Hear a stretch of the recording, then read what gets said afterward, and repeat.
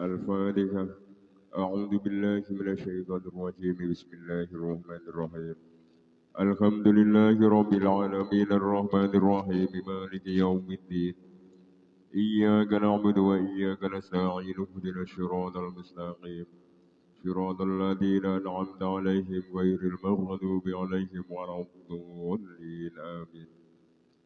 إلى حضرة النبي المصطفى سيدنا ومولانا محمد صلى الله عليه وسلم وأبيه وأمه وعلى آله وأزواجه وذرياته وآل بيته الطاهرين أجمعين. ثم إلى حضرة جميع إخوانه من الأنبياء والمرسلين والصحابة والتابعين والأولياء والشهداء والصالحين والعلماء العاملين والمصنفين والمؤلفين والمجاهدين في سبيل الله رب العالمين.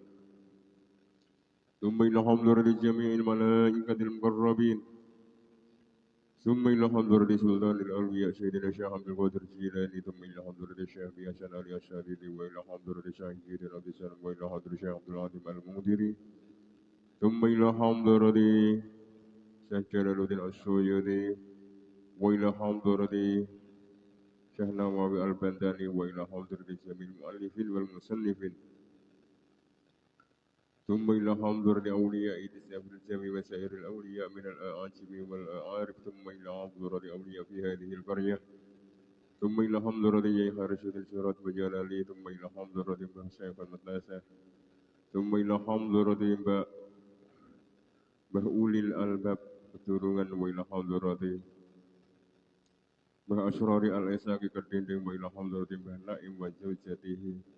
وإلى حضرات جميع أهل قبورنا وجميع أهل قبور من المسلمين والمسلمات والمؤمنين والمؤمنات من مشارق الأرض إلى مغربها برها بارها.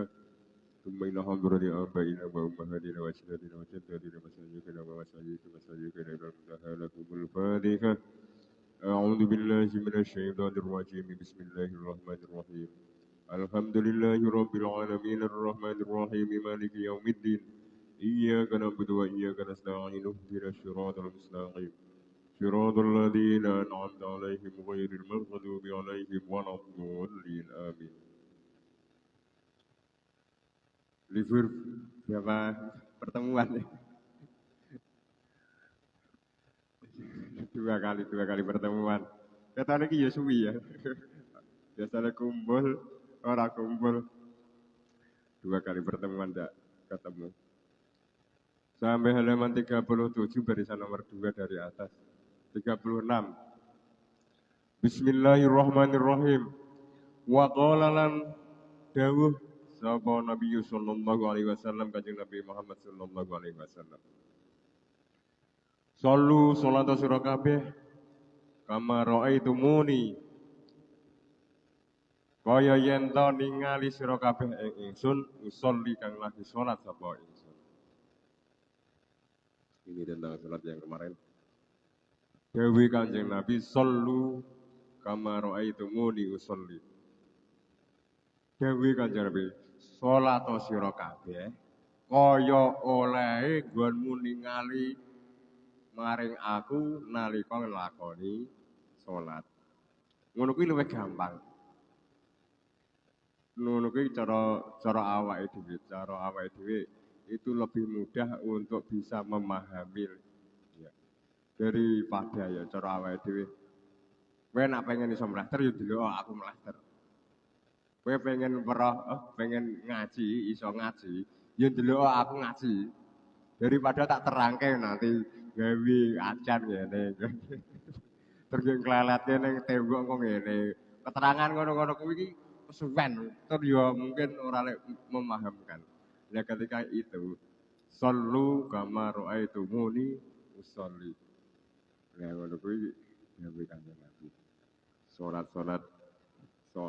yang dilakukan oleh kanjeng Nabi terus dilakukan oleh para sahabat. Peroh salate kanjeng Nabi dipraktekke salate ngono kuwi.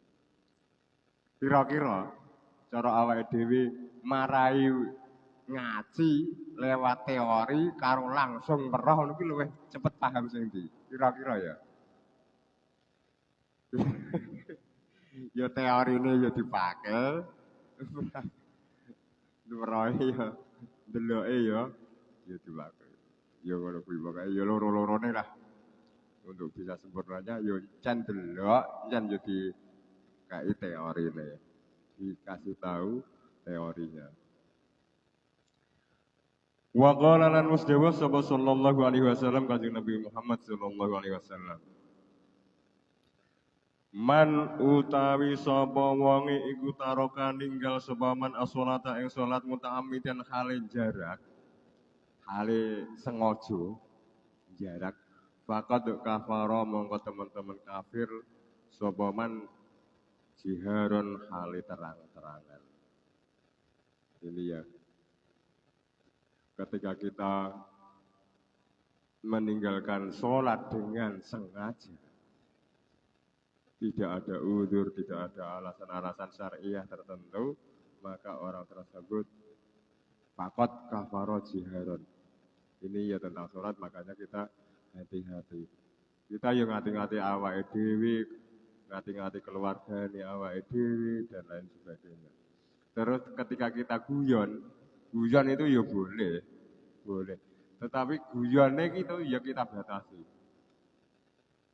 Contoh yang sering kita dengar, sholat itu nomor loro. Ada ketika kita ada makan, ada minum, ya bener sholat itu nomor loro. Tetapi ketika mangan sholat itu nomor loro. Ya bener, bener. Tapi guyonan yang semacam itu kata-kata tersebut kaya mangane nomor siji, sholatnya gak nomor loro lah. Guyon yang semacam ini, semacam ini kita hindari. Makanya ya aku mau guyon itu boleh, tapi ya aja kebablasan. Cara Kanjeng Nabi guyonnya itu ya ada, guyon itu ada. Ketika ada nenek-nenek itu, nanti saya antar pakai anak onta aja. Wah ya, tanggapannya nenek-nenek itu ya anak onta apa kuat dinaikin. Ya walaupun untanya sudah umur dewasa, tapi kan tetap anak. Ya anaknya wae biye, anak mbokne biye. Kebu saiki ya tetap anak. Anaknya kebune wae. Lah ngono iki kan termasuk guyon sing ya apa namanya tidak beresiko. Wa qala lan usdawuh sallallahu alaihi wasallam. Kanjeng Nabi Muhammad sallallahu alaihi wasallam. As-sholawatu utawi pira-pira salat al-khamsu kang 5 iku kafaratun dadi kafarah. 5 maring barang bainahunna ing kang tetep ing dalem antarane salat ma ujtunibat. Nah dipisah-pisahi ma dhewe ujtunibat itu lafal majhul. Ketika masih sendiri itu taknya mati. Ketika dibaca sendiri lagi al-kabairu. Selagi ini dindoi apa al-kabairu pira-pira dosa gede. Wal jum'atu utawi jum'at ilal jum'ati tumeka jum'ah liyane iku kafaratun dadi kafarah 5 maring barang bainahuma ing dalem kang tetep antarane Jumat loro wa ziyadatu salasati ayamin lan tambah 3 dina. Saya ulangi. As-sholawatul khamsu kafaratun 5 bainahuma ujtuni batil kabair.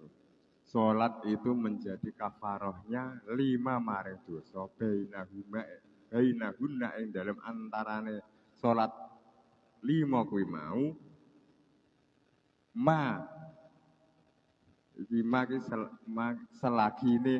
selagine didoi apa dosa gede. Dosa gede selagi itu jauhi dosa gede. Sholat yang 5 itu menjadi kafarohnya bisa melebur dosa-dosa kecil. 5 maring dosa kecil selagi ini dosa gede kuwi mau didoi. Ini dengan otomatis selama kita menjauhi dosa-dosa besar. Dosa-dosa besar itu ya membunuh orang muslim itu dosa kelas besar. Terus berani kepada orang tua, awake dhewe termasuk masih berani kepada orang tua apa ora awake dhewe. Terus mau minum khamr. Wah, akeh kok itu. Selagi dosa-dosa tersebut, dosa besar tersebut dijauhi, maka sholat itu akan menjadi kafarahnya dosa-dosa kecil yang mungkin kepleset awake dhewe lakoni. Begitu juga dengan Jum'ah. Jum'ah itu bisa menjadi kafarahnya terhadap dosa-dosa diantaranya Jumat 2, Jumat sekarang, Jumat berikutnya dan ada tambahan 3 hari. Paham ya? Bahwa ya Jumat berarti tambahan Jumat lagi tambah 3 hari lagi. Ya dosa-dosa kecil yang pernah atau mungkin kepleset kita melakukannya itu bisa kena kafarah dengan sholat 5 waktu yang kita lakukan, dengan sholat Jum'ah yang kita lakukan. Wa qala lana wasdawuh sallallahu alaihi wasallam kanjeng Nabi sallallahu alaihi wasallam.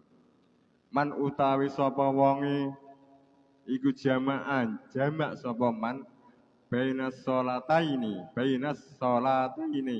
ing dalem antarane salat loro min ghairi udrin saking tanpa udzur faqad ata mongko temen-temen nekani sapa man baban ing siji lawang min abwabil kabairi saking pira-pira lawange dosa gedhe.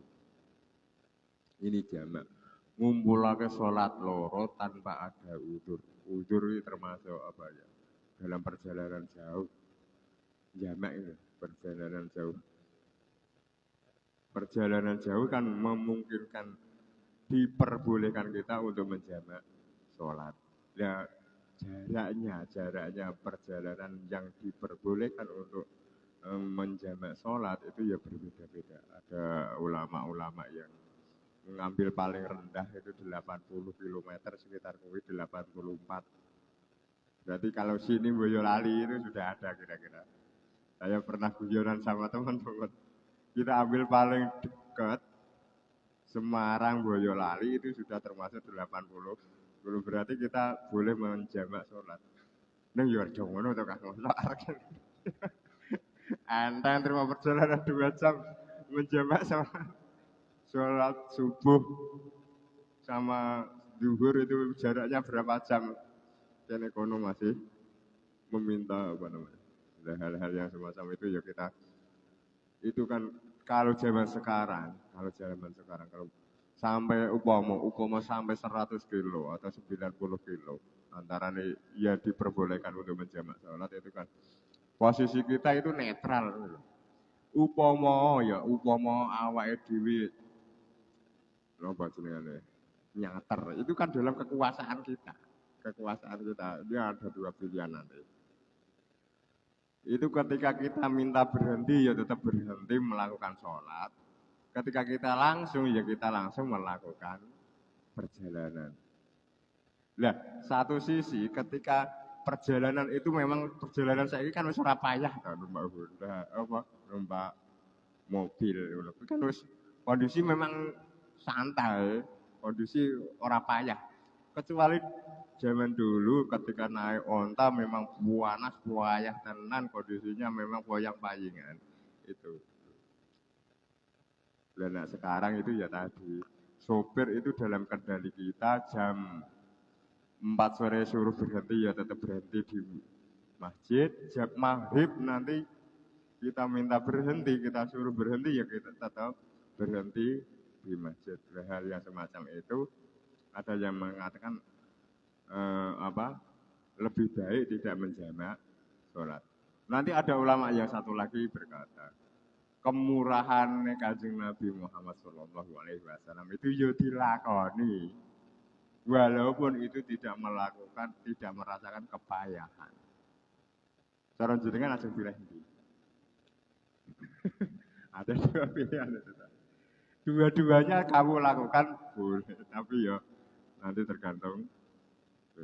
Kalau saya lebih bisa memilih, kalau saya pribadi ya, saya pribadi itu tidak memilih yang qashar, yang sholat normal biasa.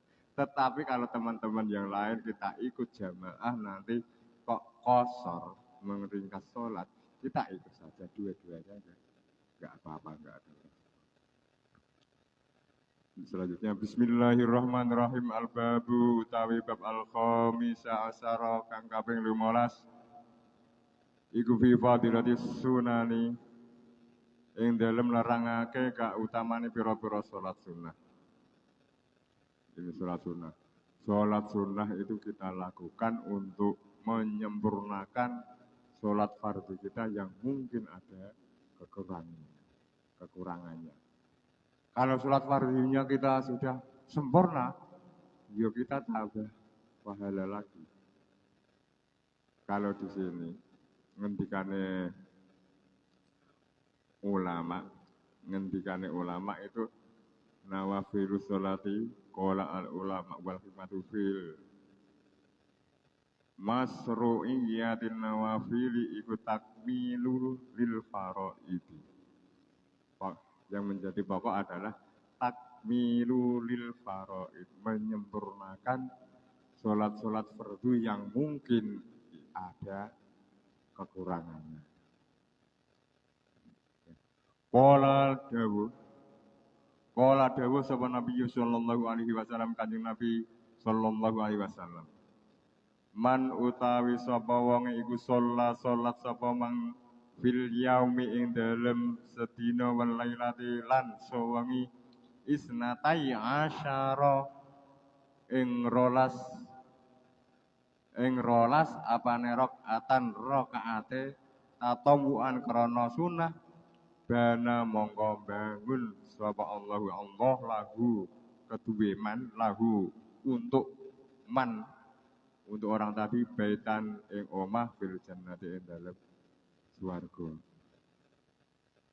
Barang siapa melakukan sholat 12 rakaat dalam sehari dan semalam, maka Allah sholat sunnah, maka Allah akan membangun untuk orang tersebut sebuah rumah di surga. Tatawuan 12 rakaat. Bawahnya itu ada. Wa qala lan dawuh sapa Nabi sallallahu alaihi wasallam,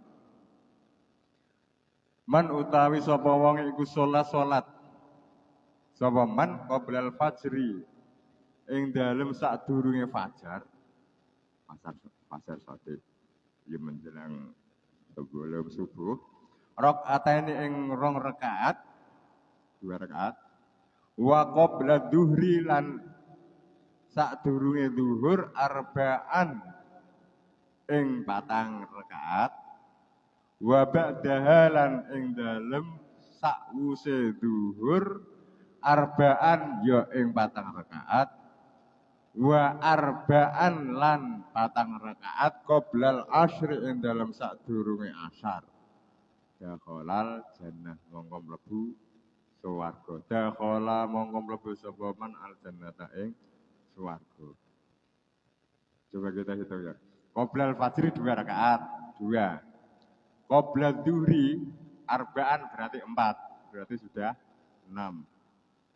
Ba'daha sesudah zuhur arba'an 4 lagi, 6 tambah 4 berarti 10. Wa arba'an ini qoblal asyri 4 rakaat sebelum asyar. Berarti ada berapa tadi? 14. Berarti 14. Kalau sholat 12 rakaat maka banallahu lahu baitan fil jannah, maka Allah akan membangun surga untuk orang tadi. Tapi yang bawahnya itu 14 rakaat maka dakhalal jannah. Alhamdulillahirabbil alamin. Ini jaya untuk kita. Orang yang pengen mendapatkan rumah di surga ya 12 rakaat. Ketika pengen masuk surga ya 14 rakaat, pengen yang mana monggo. Atau pengen dua-duanya ya sama. Wa qala lan wasdawuh sallallahu alaihi wasallam, Kanjeng Nabi Muhammad sallallahu alaihi wasallam, man utawi sapa wonge iku sholat sapa man qabla dhuhri ing dalem sadurunge sholat duhur arbaan ing 4 rakaat kana mangko ana sapa man iku niku tulisane pripun niku ya dilu kaadli raqabatin kaya bandingane merdekaake mimbani Ismaila saking keturunane Bani Ismail. Orang yang melakukan sholat qabla duhri 4 rakaat iku bandingane seperti membebaskan keturunan Bani Ismail. Upama ana Bani Ismail itu menjadi budak. Itu kita membebaskan seperti membebaskan budak tadi dari Bani Ismail untuk merdeka bebas.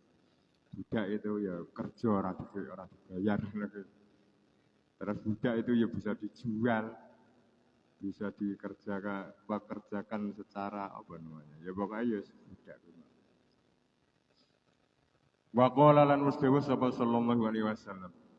Man utawi sapa wonge iku salat sapa man rakaataine ing 2 rakaat fi khala'in ing dalem persepan, ing dalem nggon sepi, layara kang ora ningali hu ing man sapa illallah kejaba Allah wal malaikatu lan malaikat. Kutiba mongko den tulis lahu keduwe man baro'atun minan nar. Baro'atun bebas minan nar saking neraka. Barang siapa melakukan sholat, ini ya sholat sunnah, 2 rakaat dalam kondisi sepi ya ora ana wong. Yang di situ yang melihat cuma Allah dan malaikat, maka orang tersebut sudah dicatat bebas dari neraka. Ini kadang terkadang sholat sunnah kita itu dilakukan di masjid, di musola, semuanya dilakukan di masjid, di musola. Mbah nang omah. Tetapi ketika kita melakukan sholat sunnah di masjid atau di musola itu hanya sekedarnya saja ya upama qobliyatal isya ya cuma 2 rakaat, ba'diyatal isya ya 2 rakaat, cukup itu. Kalau itu kita tinggalkan ya ndak apa-apa, tapi ya arang-arang. Tetapi kita melakukan sholat sunnahnya di rumah. Sholat sunnah itu lebih baik kita lakukan di rumah. Tetapi untuk menghindari omongane wong sing ala mungkin, itu ya itu tetap. Kita melakukan sholat sunnahnya 2 rakaat secukupnya di musola. Nanti yang lainnya di rumah. Ngomah iki ya bukan sholat bareng. Nek sholat fardune ya tetap di musola di masjid. Sholat sunnahnya di rumah. Sholat sunnah kesempatan kita melakukan sholat sunnah itu sangat banyak. Esok sholat duha, duhur, awal dhewe kerja, kalau sedina muput, engko sesudah maghrib kita ya ba'diyatul maghrib 2 rakaat di rumah, nanti 2 rakaat di musola atau di masjid, nanti setelah pulang kita melakukan sholat sunnah lagi. Begitu juga dengan sholat qobliyatul isya, kita melakukan sholat sunnahnya 2 rakaat di rumah, 2 rakaat di musola. Itu untuk menghilangkan fitnah yang kita lakukan di musola itu, untuk menghilangkan fitnah. Upama awake dhewe belas ora tau nglakoni salat sunnah qobliyatul isya, ba'diyatul isya, kuwi kok ndadekake wong punya prasangka yang negatif. Suudon itu. Oh bapak iki kok bias ora tau salat sunnah, padahal dhek iki nek nglakoni salat sunnah ki wis akeh di rumah. Lah yang semacam itu. Terkadang kita malah ruwet nglakoni sholat sunnah beberapa rakaat. Ning musola kabeh, ning masjid kabeh. Engko ning omah wajib plek sarung plek, lambi sandal keplek. Lah hal-hal yang semacam itu kuwi iki wis apik ya. Kuwi iki wis apik. Tapi iki luwih apik menan nek dilakukan ngono kuwi mau. Sholat sunahnya di rumah.